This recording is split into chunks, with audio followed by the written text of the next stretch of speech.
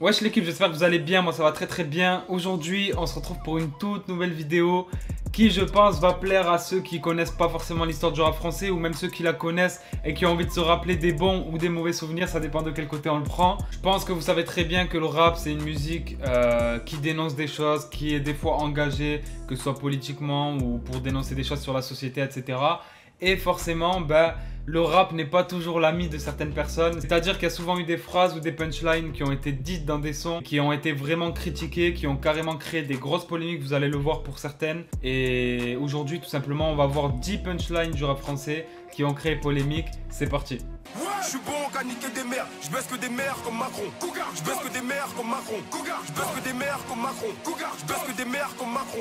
Juste avant de commencer, si vous voulez un deuxième épisode, il faut que je vois que ça vous plaît aussi. Donc n'hésitez pas à lâcher un gros like pour ça, ça ferait plaisir. En même temps, ça aide la chaîne à se développer et c'est gratuit. N'hésitez pas aussi à vous abonner et à activer la cloche parce que beaucoup regardent les vidéos mais sont pas forcément abonnés. On est parti directement, c'est parti. Pour la première punchline, j'ai décidé de parler du Duc, le fameux Duc qui a créé tant de polémiques, qui a été dans tant de clash. Il a fait tout simplement un son qui s'appelait César Palace sur son album Lunatic en 2010. Et dans ce projet-là, on pouvait retrouver en première phrase d'un son la phrase « fuck you »,« fuck la France »,« fuck Domenech ». Je pense que beaucoup d'entre vous la connaissent. Et c'est une phrase qui avait énormément créé de buzz en fait, parce qu'il y en avait beaucoup qui parlaient de ça, qui disaient « mais c'est pas normal, c'est inadmissible qu'un artiste dise ça, etc. » Enfin bref. Fuck you, fuck la France, fuck Domenech. C'est pas du rap de fils de Rennes. Tout simplement, en première phrase du morceau, comme j'ai dit, il a balancé cette punchline là. Il était conscient que le fuck la France, etc., ça pouvait choquer. Il sait que ça a choqué d'ailleurs, tu vois, après tout ce qu'il y a eu, toute la polémique qui a été créée. Et forcément, Booba a dû se justifier sur cette punch là. Donc tout simplement, ce qu'il a dit, c'est qu'il avait sorti un fuck la France par rapport au racisme qu'il a pu connaître en France. Et c'était aussi parce que le racisme, en fait, lui a mis des bâtons dans les roues quand il était plus jeune. Pour plein de choses et notamment quand il cherchait un appartement. Et le fuck Domenech juste après, à l'époque Domenech c'était le sélectionneur de l'équipe de France, Raymond Domenech. On sait que Booba était assez proche de Karim Benzema, etc. pendant des années. Et tout simplement Domenech fait partie de ceux qui n'ont pas sélectionné Benzema en équipe de France. Donc voilà la raison. Pour la deuxième punchline, on passe à une phrase tout simplement qui date de 2004. Donc je pense que beaucoup d'entre vous la connaîtront pas, qui venait du groupe La Rumeur tout simplement. Et ils avaient sorti dans le morceau Les mots qui me viennent la phrase « Et oui, je siffle la Marseillaise et je te baise, c'est comme ça ». On s'écoute un extrait de suite et on en parle juste après. Et oui, je siffle la Marseillaise et je te baise, c'est comme ça. Tout comme les hommes d'État évitent les QHS avec nos euros en plus quand c'est trop chaud pour leurs fesses. Donc pour remettre un peu les choses dans le contexte, forcément ils sortent une phrase comme ça, donc ça fait parler, ça arrive aux oreilles de beaucoup de personnes qui n'ont rien à voir avec ce milieu, etc. Et ça fait réagir de nombreuses personnes encore une fois. Déjà, ce qui a posé problème dans cette phrase, c'est le fait qu'ils disent qu'ils sifflent la Marseillaise, qui est considéré par certains par un manque de respect envers la France, tu vois. Et juste après, ils appuient ça avec le je te baise et c'est comme ça. Il faut savoir que le groupe La Rumeur, c'était un groupe un peu protestataire qui était vraiment politisé aussi. Et il faut savoir aussi que La Rumeur, c'était un groupe, ils mâchaient pas leurs mots. Tu vois ce que je veux dire? S'ils avaient un truc à dire, ils le disaient, peu importe si ça plaît ou si ça plaît pas. Et c'était le cas pour cette phrase, tu vois. Pour la troisième punchline, on passe sur une punchline de Al Capote que je pense vous connaissez à peu près tous. Celle-ci, elle est plus récente, elle date de 2016 sur le morceau Candyman, sur le projet Les Marches de l'Empereur, que je pense qu'il y en a pas mal qui connaissent d'entre vous. Et tout simplement, la phrase qu'il avait dite en fait, c'était « Après s'être fait sodomiser, je veux pas sentir un P de Ruquier ». Donc forcément, ça a pas plu à beaucoup de personnes, dont je pense Laurent Ruquier. T'as trop de calvitie, t'as besoin d'un perruquier. Après cette fait sodomiser, je veux pas sentir un pédruquier.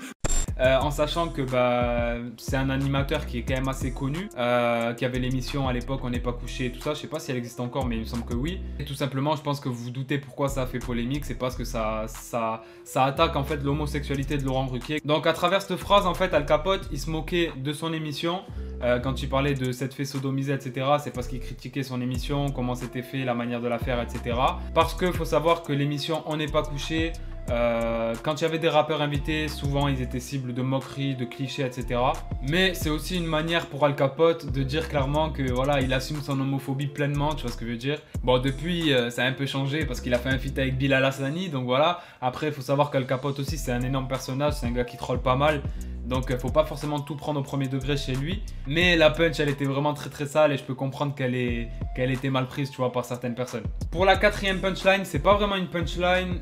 Ça vient tout simplement de la part de NTM, donc le groupe de Joey Starr et Cool Chain pour ceux qui connaissent pas. C'est plus un événement qu'une punchline, mais ça s'est passé le 14 juillet 1995, donc pour vous dire, j'étais même pas né carrément. Et c'était tout simplement pendant un concert. Le groupe NTM, ils avaient fait un son qui s'appelait Police. Juste avant en fait de jouer ce morceau-là sur scène, ils ont tout simplement fait une espèce d'introduction où on avait Joey Starr qui criait des gros nique la police et toute la foule a repris ça en chœur. Pourquoi je vous parle de ça? Parce qu'aujourd'hui c'est pas quelque chose qui choquerait forcément, mais à l'époque voilà, le rap il avait pas la place qu'il a aujourd'hui. Forcément ça choquait peut-être plus. D'ailleurs ils avaient été poursuivis, ils avaient été condamnés et dites-vous que juste pour ça à l'époque, et c'est vraiment vrai, vous pouvez aller vérifier, ils avaient pris 3 mois de prison ferme et 6 mois d'interdiction d'exercer leur métier, donc la musique, sur le territoire français. Bon, bien sûr, je pense que vous en doutez, c'est une sanction qui était assez énorme. Donc ils ont fait appel. Vous savez très bien que quand vous avez des sanctions à un procès, etc., vous pouvez faire appel. Soit votre appel sera accepté et dans ce cas-là, peut-être que vous allez avoir moins gros. Sinon, si c'est refusé, vous allez garder vos sanctions actuelles. Et tout simplement, grâce à l'appel, ils ont allégé la sanction et ils ont payé du coup 7000 € d'amende. Mais quand même, tu vois ce que je veux dire, 7000 € d'amende pour crier nique la police en concert, ça fait un peu cher. Pour la 5e punchline, on passe sur du ROH2F, Rof. Je pense que vous connaissez cette punch là, elle n'est pas si vieille que ça. C'était au tout début des clashs de Booba. Et tout simplement, Rof avait sorti dans le son Wesh Zoulette, ceux qui ont levé ta mère m'ont passé le salem au bigot. Tu seras jamais gangster comme sera jamais gitan, c'est gecko. Ceux qui ont levé ta mère m'ont passé le salem au bigot. Donc ça faisait déjà quelques temps que Rof et Booba étaient un petit peu en froid, mais il n'y avait pas vraiment eu de gros clash, tu vois ce que je veux dire. Là, avec cette phrase là, c'est le tout premier clash qui vise ouvertement Booba. On sait très bien qu'il parle de lui, mais c'est pas tout, il y en a énormément, que ce soit des fans de Rof ou des fans de Booba, mais plutôt des fans de Booba, qui ont jugé que cette punch elle était vraiment limite, tu vois. Et parce que, pour ceux qui savent pas, la mère de Booba avait été kidnappée et il demandait une rançon à Booba pour libérer sa mère tout simplement. Donc voilà, Rof parlait de ça dans le son Wesh Zoulette et certains ont jugé que cette punch était limite parce que tout simplement ça parlait de la daronne à Booba, etc. par rapport à un kidnapping quand même contre une rançon. Donc voilà, il y en a beaucoup qui ont trouvé que c'était vraiment limite, mais c'est aussi une punch qui marque vraiment le début des clashs parce que 2015 c'est le tout début de tout ce qui s'est passé après avec Rof, Booba, La Fouine, etc. Donc voilà. Pour la 6e punchline, on va parler tout simplement d'un artiste aussi qui est en clash avec Booba. En même temps, vous allez me dire, il y en a tellement que c'est compliqué de savoir qui c'est sans le dire. Mais je parle tout simplement de La Fouine qui avait sorti une phrase dans son album La Fouine vs Laouni. Elle avait fait polémique de fou. C'était dans le son Fouinigamos et c'était incroyable. Franchement, il a sorti ça. Toute l'extrême droite, elle a partagé, etc. Enfin bref, je vous dis la phrase, on en parle juste après. Il avait dit tout simplement, on a fumé un keuf, c'est l'Aïd. On a fumé un keuf, c'est l'Aïd. Tous ces rappeurs sont des gros mythos, je te jure sur ma hide. En vrai de vrai, c'est une grosse punchline, mais forcément, elle n'a pas été bien interprétée, que ce soit par la justice, par la police en général ou par l'extrême droite, etc. Parce que tout simplement, La Fouine dans cette punch, il compare la mort d'un keuf un sacrifice de mouton pour l'Aïd. Donc pour ceux qui savent pas déjà c'est quoi l'Aïd, c'est la fête en fait qui signe la fin du jeûne du mois de Ramadan. Et donc la tradition de cette fête là, c'est de sacrifier un mouton tout simplement. Et lui, dans cette punch là, il compare la mort d'un keuf à la mort d'un mouton. Donc forcément ça a suscité de grosses réactions. Il y a eu beaucoup de médias, etc. qui ont fait des articles sur cette phrase là. Il y a eu énormément aussi de médias, de sites d'extrême droite, etc. qui ont réagi par rapport à ça. Et donc ça a vraiment fait parler en 2011. Pour la 7e punch, on retrouve encore une punchline de Booba. Qui à l'époque avait beaucoup fait parler avec ce punch aussi parce qu'il avait tout simplement sorti sur le son Le Duc en 2007 sur l'album Autopsie 2 qui était une mixtape si je ne me trompe pas. Je cite, les négros sont déclassés par Pokora, Diams et Cynic, la honte négro, tu te rends compte négro. Les négros sont déclassés par Pokora, Diams et Cynic, la honte négro, tu te rends compte négro. Donc dans cette punchline là, on retrouve Booba qui critique Pokora, Cynic et Diams, qui étaient à l'époque, en 2017, vraiment ceux qui occupaient le haut du top album, des charts, tout ce que tu veux. En gros, dans cette punchline, Booba, ce qu'il nous dit, c'est qu'il trouve pas normal que la musique et le rap soient représentés par ces 3 artistes et qu'il y ait d'autres rappeurs qui sont peut-être plus talentueux mais qui sont négligés. Et ce qu'il a fait tout simplement, c'est qu'il a comparé donc les 3 artistes qui sont blancs, tu vois, Diams, Cynic et Pokora, en les mettant en opposition avec le mot négro, vu qu'il met 3 fois négro dans la même phrase. Donc tout simplement, cette phrase-là, elle a créé un énorme malaise chez certains auditeurs de rap français et aussi chez certains artistes qui trouvaient que cette phrase elle était malsaine de ouf, tu vois, parce qu'il y en avait certains qui parlaient de racisme anti-blanc, etc. Bref. Donc du coup, voilà, vraiment c'était une phrase qui avait beaucoup fait parler, beaucoup réagir, que ce soit dans le rap français ou même de la part des auditeurs.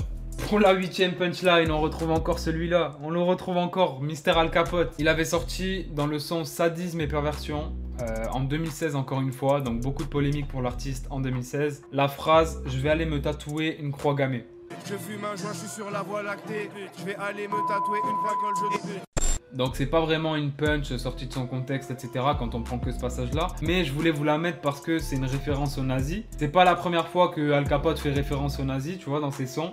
Et d'ailleurs, dans un clip qui s'appelle Chien, pour la petite histoire, il avait carrément une tenue, je crois, nazie, si je me trompe pas. Et Al Capote, avec cette phrase-là, tout simplement, il a créé une phrase archi antisémite, mais sans insulter les juifs. Mais là aussi, dans cette phrase-là, énormément de personnes voyaient un côté malsain, donc c'est pour ça qu'elle a provoqué beaucoup de réactions. Pour la 9e punchline, on arrive sur une punchline de Jock, donc Ateyaba, mais à l'époque il s'appelait encore Jock. C'était sur le son Majeur en l'air qui avait fait beaucoup de buzz, beaucoup de bruit, d'ailleurs que j'ai beaucoup écouté. Il avait sorti une phrase qui était vraiment une grosse punchline, comment elle était écrite, etc. mais qui avait encore une fois fait beaucoup polémique parce que ça critiquait la France, l'État, etc. Et c'était tout simplement, je pense qu'il y en a pas mal d'entre vous qui la connaissent, l'État français, je lui fais sa fête, nique sa grand-mère le 14 juillet, négro pour enculer Marianne, faut juste les papiers pour s'essuyer. L'État français, je lui fais sa fête, nique sa grand-mère le 14 juillet, négro pour enculer Marianne, faut juste les papiers pour s'essuyer.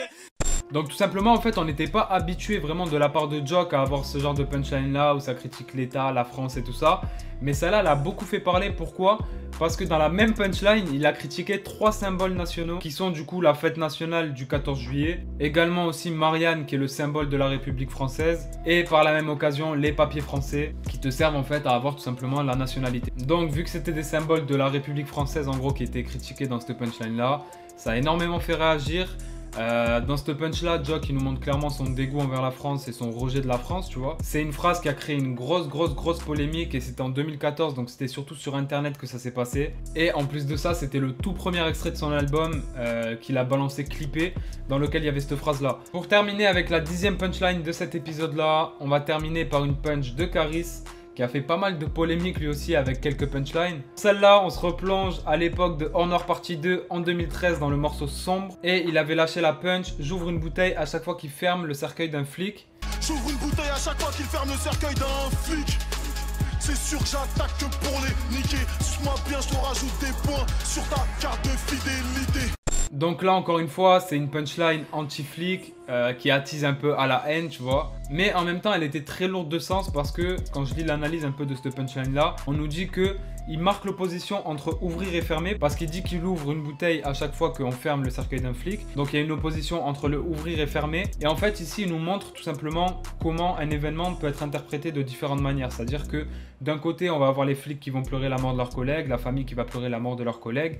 Alors que lui, de son côté, il va ouvrir une bouteille pour fêter ça et pour célébrer la mort d'un flic en gros. Donc c'est une punch assez sombre, en même temps c'est le titre du morceau aussi, tu vois.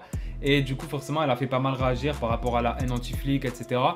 Et d'ailleurs c'était une punch qui avait été pas mal reprise dans des manifs étudiantes, sur des pancartes, etc. à l'époque, donc voilà. Et c'est pas fini, il y en a plein d'autres l'équipe. Donc on a fini pour cet épisode là parce que j'avais dit que j'en donnerais que 10. Mais n'hésitez pas si ça vous a plu, je sais pas du tout ce que le format va donner.